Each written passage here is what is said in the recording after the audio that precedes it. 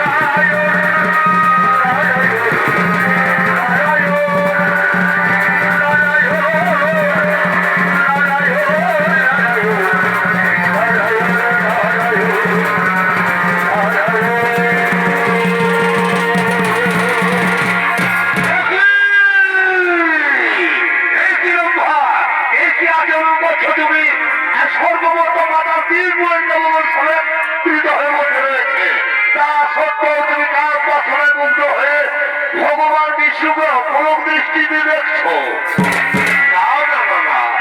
এই তো চন্ডালের আচরণ।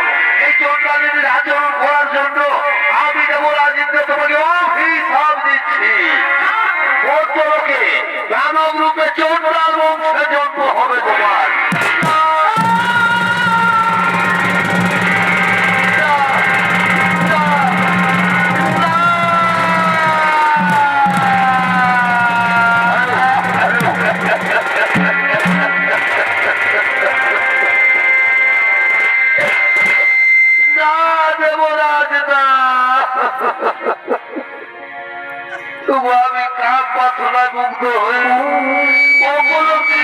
ভগবান বিষ্ণুকে দেখিনি, মনে মনে বড় আশা করেছিলাম, মনে বড় সাধ ছিল যে আজ ভগবানের চরণ দর্শন করে চোখ দুটি সার্থক করে দেব। দেবতাদের রাজা, এর জন্য আমাকে ভয়ঙ্কর অভিশাপ দিও না।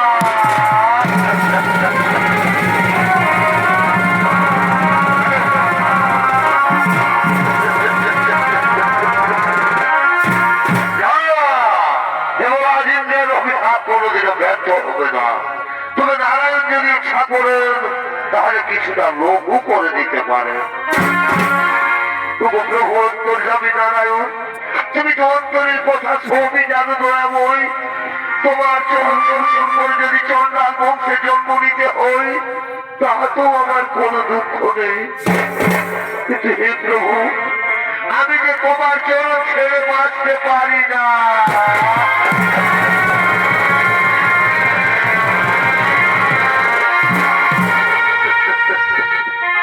রম্ভা শোনো, রম্ভা শোনো, তুমি আর কেঁদো না।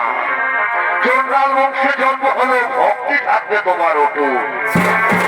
ত্রেতা যুগে আমি জন্ম নেব মানবের ঘরে, অযোধ্যা রাজা দশরথের জ্যেষ্ঠ পুত্র শ্রী রামচন্দ্র রূপে।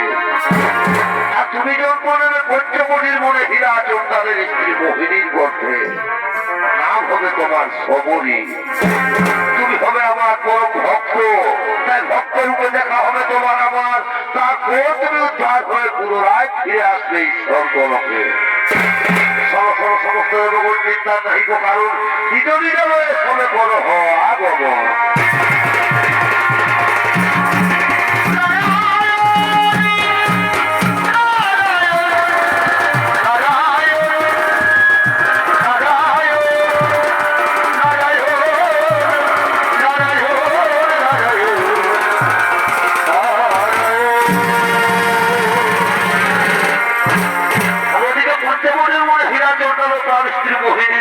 তারা সন্তানেরা কাঁদতে কাঁদতে আগমন করতে চলেছে।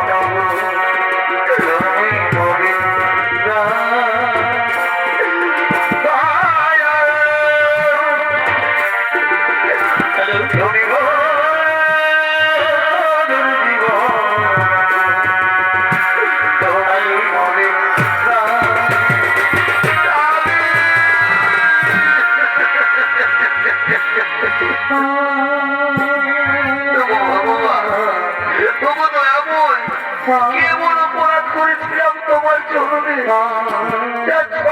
চন্ডাল বলে সবাই আমাদের ঘৃণা করে, সন্তানেরা বলে কেউ আমাদের মুখ দেখতে চায় না, কেন কেন কেউ আমাদের মুখ দেখতে চায় না।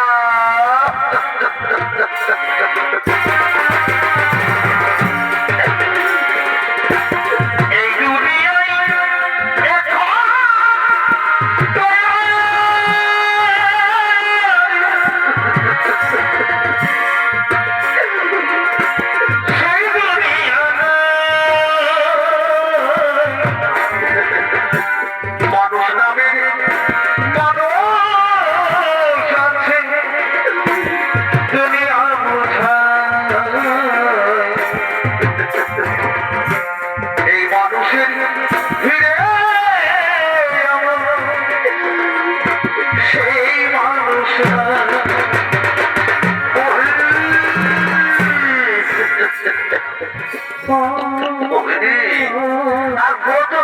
জল ফেলবে মোহিনী, আর কত কাঁদবে? তোমাকে না বলেছি তুমি আর কেঁদো না। তোমার চোখে জল দেখলে আমার বুকের ভেতরটা মাটি হয়ে যায় মোহিনী। তোমার চোখে জল দেখলে আমার বুকের ভেতরটা মাটি হয়ে যাচ্ছে।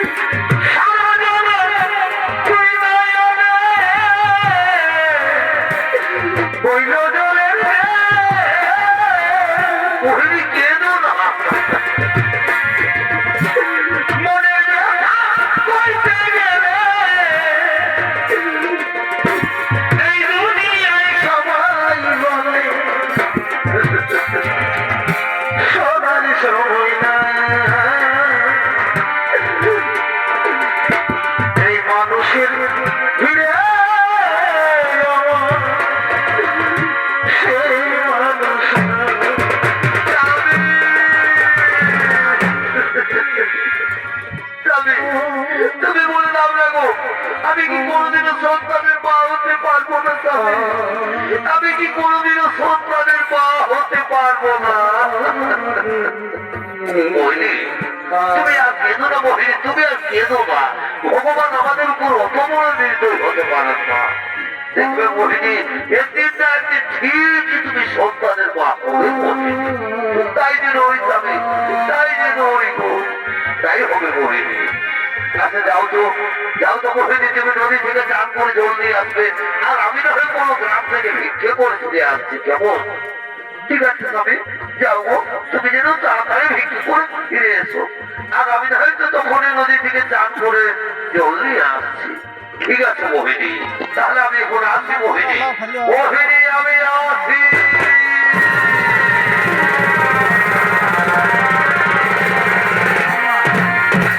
এদিকে মোহিনী নদীর ঘাটে চান করতে গেলে এই গ্রামেরই কিছু রমণী নদীর ঘাটে জল তোলার জন্য আগমন করতে চলেছে। এগো নদী পারে বিহারে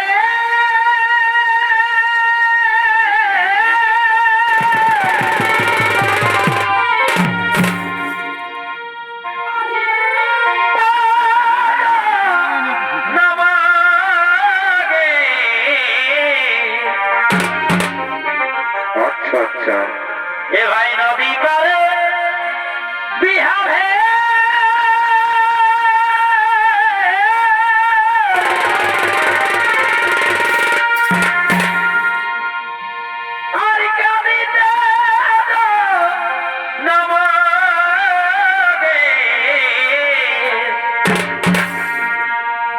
খেলে খেতে করে দেওয়াই যায়।